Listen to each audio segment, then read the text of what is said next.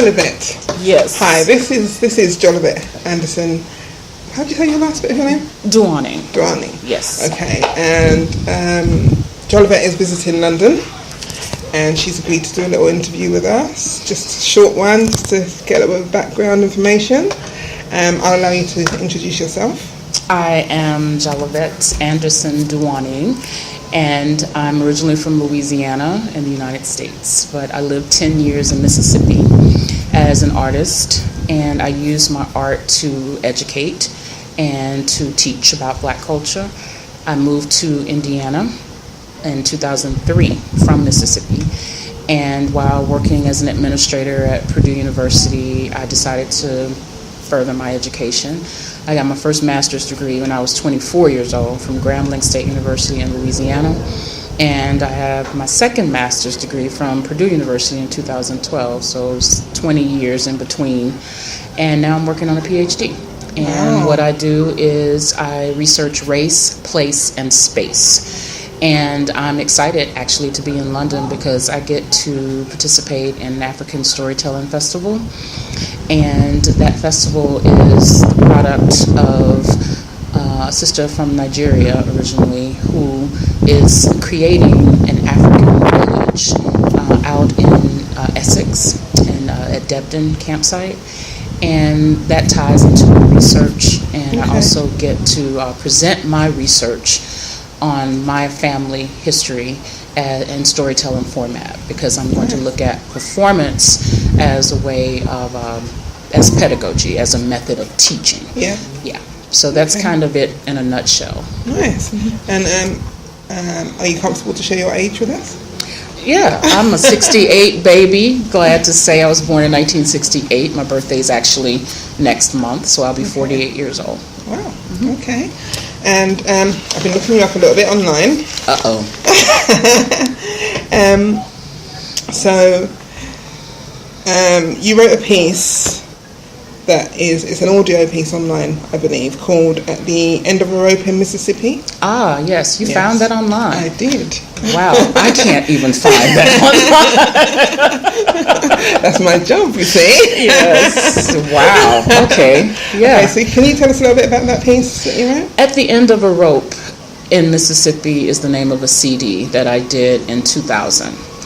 And when I did that CD, there was a lynching of a young Black male in a place called Kokomo, Mississippi, and he was found hanging from a pecan tree in Kokomo, Mississippi, and they ruled it as a suicide. But based on the history of Mississippi and the culture, the history of African Americans, Black people in Mississippi, it is it's inconceivable in our minds a lot of times to believe that Black people actually commit suicide by hanging themselves, by lynching themselves by rope or whatever from a tree. So that is why that's what sparked the real life situation, sparked the artist to respond. So I responded with a series of poems that connected about black male identity, my relationship with my father, the mentors that I have. So on At the End of a Rope, there are excerpts from the interviews that I put on the CD by Bob Moses, who's the orchestrator of Freedom Summer. He was also my boss at the time. I worked for him. Celie McInnes, who's a very prolific writer. He also wrote the book on Prince's lyrics. And also, I think I have Charles Tisdale, who had the oldest Black newspaper in Jackson, Mississippi at the time. And one other person was on there that I can't recall, Chokwe Lumumba, who was with the Black Panthers and the New African People's Revolutionary Party. And he talks about the red, black, and green flag and the green, black, and red flag and that tradition of nationalism that comes from Pan-Africanist struggle as well. Okay. So those things, those people were my mentors, the male mentors that I had in Mississippi. And that piece responds to what was going on in the world at that time for me living there. So what was it like for you growing up in Mississippi as a Black woman? Black child? I grew up in Louisiana, and I moved to Mississippi after I got my master's from Grambling. So growing up in Louisiana, I grew up on a street called Ledbetter. And on Ledbetter Street, you had these families that moved from rural Louisiana, places like Longstreet, Louisiana, Keithville, Keachai, place Frierson, places like that, and they would move to the city of Shreveport. And my mother actually moved to Ledbetter Street when she was 9 years old in 1949. And she passed away in 2013, still living on that street, because when she grew, got married, she and my father bought a lot of land and built a house there, and that's where my brothers and sisters and I were raised. And that is the house that I go back to remodel it and live there eventually, to make it a home and make it a sacred space. But growing up, all of the neighbors had gardens in the backyard where they grew their own vegetables. We had a family that had a pear tree in the yard. One family had plum trees, peach trees, and we often, shared, or we did little odd jobs so we could have some pears or some. But working class families, a lot of people worked in the lumber yard, at the steel mill. My parents were few that were college educated. They both were graduates of historically black colleges and universities. My mother graduated from Wiley College in Marshall, Texas, and my father graduated from Southern University in Baton Rouge, Louisiana. And it's different when you have a college degree. My mother took us all over the place when we were young. We traveled a lot by motor coach. And my father kind of stayed at home and held things down. He had done his traveling in the military. But I think that sparked something inside of me that made me realize that I wanted to travel and use travel as a way to as a part of my parenting of my child, and as a form of education as well. So travel is pedagogy, performance is pedagogy, or methods of teaching, not just myself learning, but also my child. And even before I had my daughter, I saw ways to educate people about culture through travel and through performance. So growing up in Louisiana, I know a lot of people don't understand Black Americans and why we are the way we are. A lot of it has to do with losing one's identity as African people. Coming over and having your identity actually stripped from you, where you cannot tell where you're from on the continent of Africa. And even now with DNA testing, I did the DNA test and it said that my mother's somebody came from Cameroon. So I don't know how we got to from Cameroon.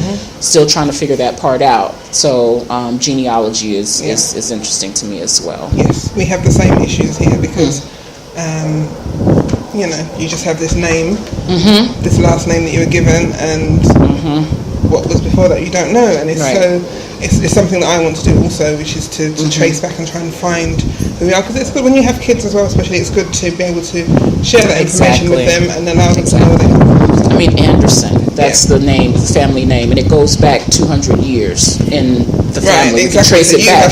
But we get to a roadblock at 1823 with my great-great-grandfather being born. And I'm like, wow, okay, what do I do with this? So at that point, you can't even look for Black people anymore. You have to look for white people to figure out who you are. And that angers me a lot, and it disturbs me to the core a lot, but there's nothing that I can do about it. Because that's what it is. Because it is what it is, right? It is what it is. Okay, so can we touch a little bit on the Black Lives Matter movement? Yes. Obviously, us here, we know what we see, and it angers us just as much as it angers you guys. However, obviously, from your perspective as a Black American living in that situation where, here we have racist police, but it's not so obvious, it's not so predominant. They will pretend and they will do it in secret, and so how is it for you as a Black woman or your family members to have to deal with what's going on at the moment and seeing these murders, and it hurts me, it makes me cry. So I'm far away from it. How do you feel? Anger, rage, frustration, but all of that has to come with a level of patience to try to work the American judicial system so that you can try to have justice in what you guys here would probably call the proper way of going to get through justice. And that means working the legal system, knowing the legal history and culture of the country, and trying to make the country live up to its own ideals.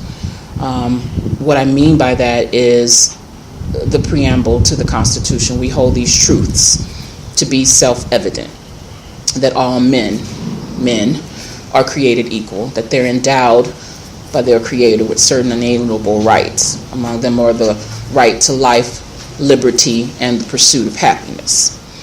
And that has not been true for Black people. We the people, in order to form a more perfect union, to establish justice and ensure domestic tranquility, to provide for the common defense, to promote the general welfare, to pursue the blessings of liberty to ourselves and our posterity. Those things have been denied. Yes. We have not had access to the very mechanisms that allow one to have life, liberty, and the pursuit of happiness. And when we do have life, that life historically can be taken away quickly and easily with nobody being held accountable for it. Yes. And we realize that in our own communities that there are people that don't manage their mental health well, they don't manage situations well, and they can harm other people. We've dealt with that all along. We know who our folk are. We know what pushes people to the edge, and we try not to do that. Yes. And I think all people know that in their own individual communities.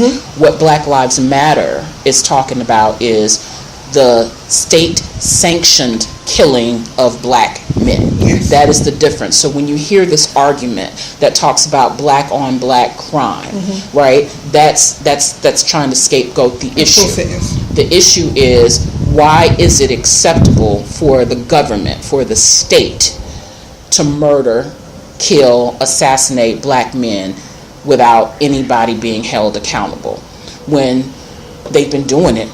Because it's just an extension of lynching. Yes, of course. Okay, it's an extension of mob violence and lynching, and the mob violence and lynching is an extension of what the patty rollers were doing, the patrollers during the slavery time.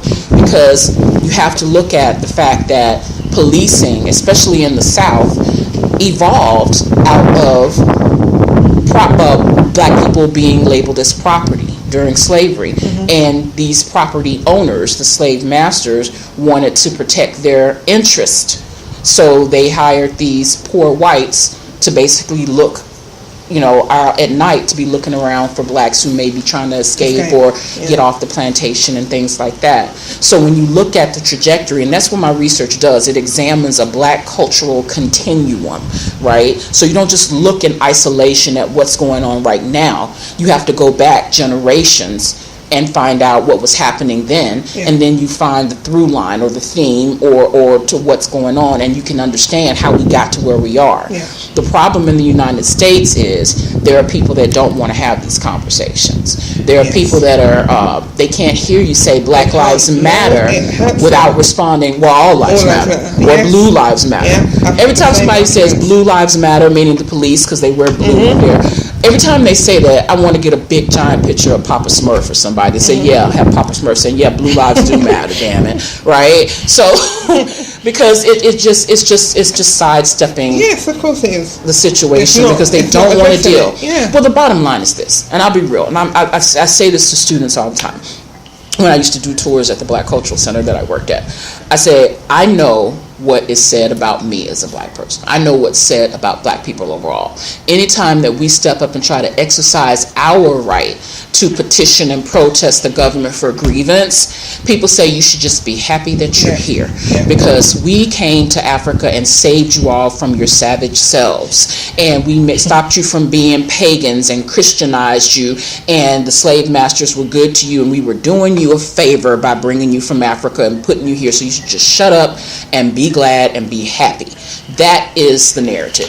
That is the racist, yes. That is the root of the racism Yeah. that exists, because people honestly believe that, and because they've done, number one, they painted a picture of Africa that was derogatory and evil and backward, and ignored all of the civilizations Yes, that were there, that were built That's right. of stone and all of that. And I'm not just talking about Egypt. I'm talking about taking it down the Nile into the Happy Valley, the Nile Valley civilization.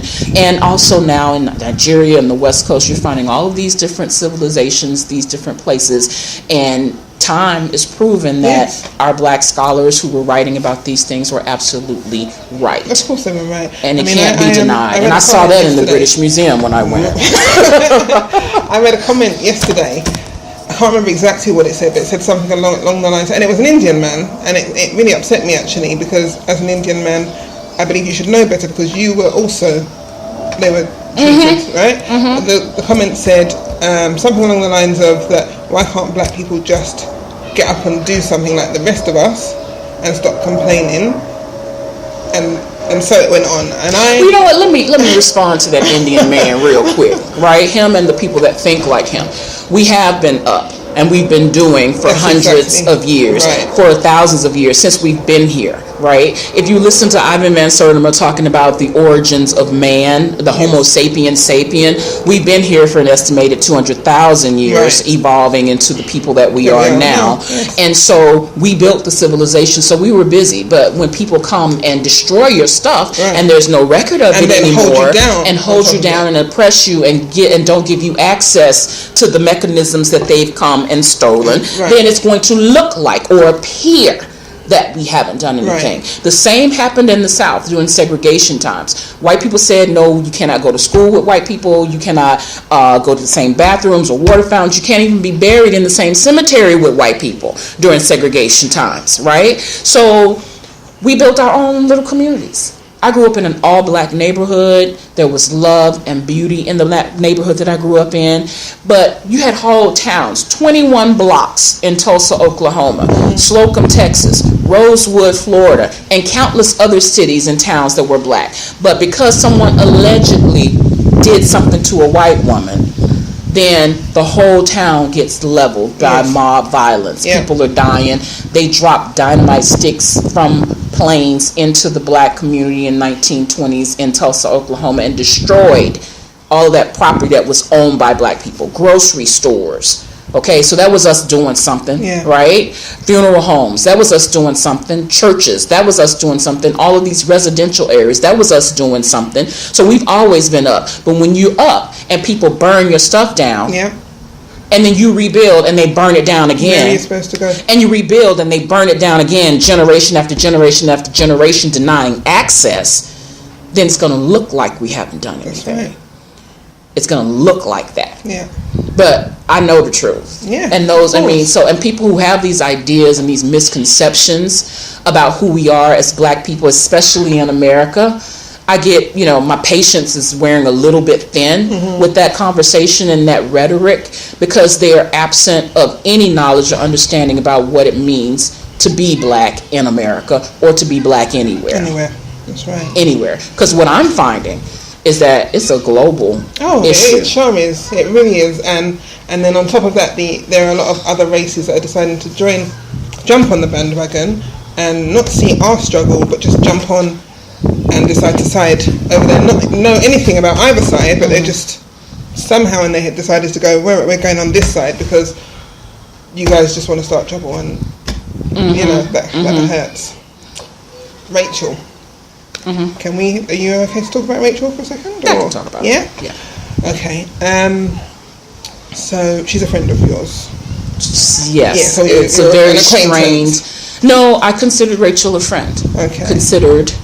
I would like to say consider still, because I think that she's a beautiful person. She has a very good heart. She's a very kind, loving human being. I had to sever ties with her because of her claim that she's a black woman. When this story initially broke in the media, we were working on a project together. She was developing a poster poem for with my daughter and my images on it. And a few days after she had done the poster poem, the story broke, and I was supportive. We talked on the phone about things. I tried my best to respect the fact that she was going through something very difficult for her, because I knew she had a very difficult upbringing. And I knew that there were some issues that the public was not made aware of that, I won't even discuss. So with that, I tried. And then one day, she posted something on Facebook that disturbed me. And at some point, you have to choose yourself over other people's stuff. I chose me. I chose the fact that I am a black woman, and Rachel has not lived in this skin. And we had the conversation. I tried to express it with as much love and care and concern as I could, but I said, I cannot support you in this anymore. It's not working.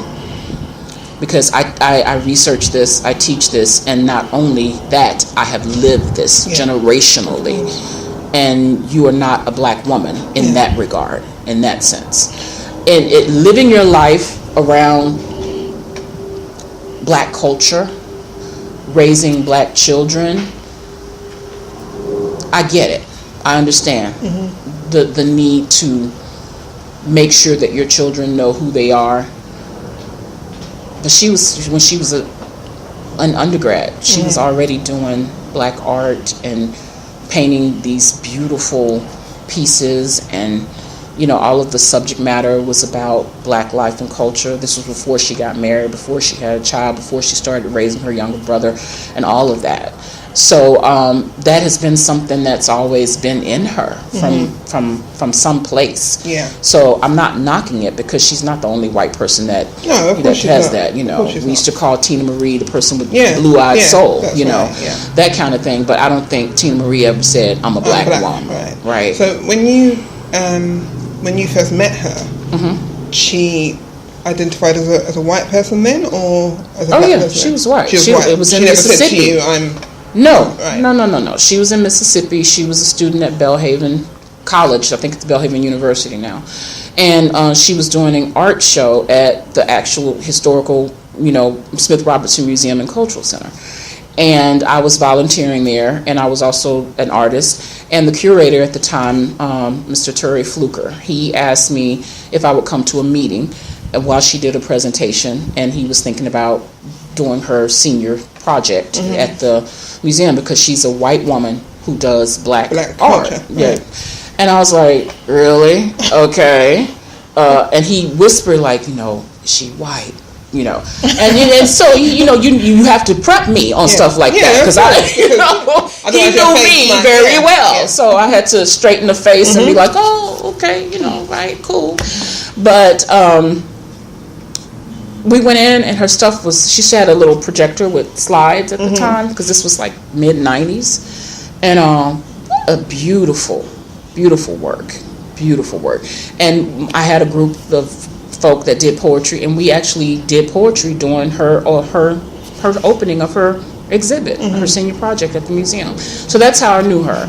And thanks to technology, years later, I reconnected with her via email, via the internet, and then via Facebook.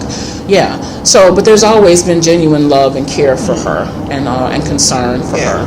Yeah. Okay. So obviously you and I met originally a long time ago, 17 years, you said. And you were a great inspiration to me personally, because that I wrote poems and stuff, and then to have you staying with us as this poet, it was like heaven to me. And so you inspired me to kind of take a lot of the roads that I've taken now. You, along with my husband and a few others, are just a few of my inspirations through my life. So I thank you for You that. know me crying through the interview. Gosh. I thank you very much for that. So I was just wondering if there's a piece that you could just say for us on camera. Just choose any of your poems that you feel that you'd like to share, that you can remember the words to. Right. Because when you're in the PhD zone, the poems kind of leave. Yes. There may be a short one. I may know other people's poems better than mine. You could do other people's. One that means something to you. Stop whispering words of inferiority into little black girls' ears, making her think she is wrong for conceiving thoughts of, I can be anything and everything I want and need to be. Don't tell her she too big to be beautiful. Don't tell her she too big to be super bad. Tell her love is a 4-letter word to be whispered in her ear by her daddy, so that he be the foundation, the rock she builds her emotional home upon, the standard for which all other men are measured. My daddy grew vegetables in a garden in the backyard, while his spitting image sat in green grass playing with tinker toys. Mama was the mother of doing, never letting us be idle in the mind, while I wondered why they fussed all the time. Sisters and brothers, sibling fights, and it's tight on us with 2 bedrooms and a den transformed to make room for Ma, Pa, and 5 children. I never knew the color blue until I started searching for me in the hues that came into my realm, taking chances and changes in the same fashion till little girl grew to know her sister self. I grew, and I was fed the healthiest vegetables. Now when I go home to a patch of ground that's void of vegetation, I wonder why Daddy doesn't grow vegetables anymore. What I thought he did just to be doing something was done for us to survive. A patch of soil and 5 mouths to feed. Daddy planted seeds so he could feed the seeds he had already planted in the black earth woman we called Mama. That's one I remember. Beautiful. Thank you very much. Very, very beautiful. Thank very you. Nice. A true inspiration. And thank you very much for giving us some time today. And now we can go and walk around and have a look at the nice gardens here. Thank you. Thank you. It's beautiful to be here. It's beautiful to reconnect with you. Definitely. And I always call y'all my London family, even though I haven't seen you guys in almost 20 years. And thanks to Novelette Johnson for being the keystone, bringing all of this together, even back then. So I'm very appreciative and consider myself truly blessed to know you and the family. So thank you. Thank you. You're making me cry. I appreciate all this. I look at I don't have any mascara or anything, but all natural today. Wow.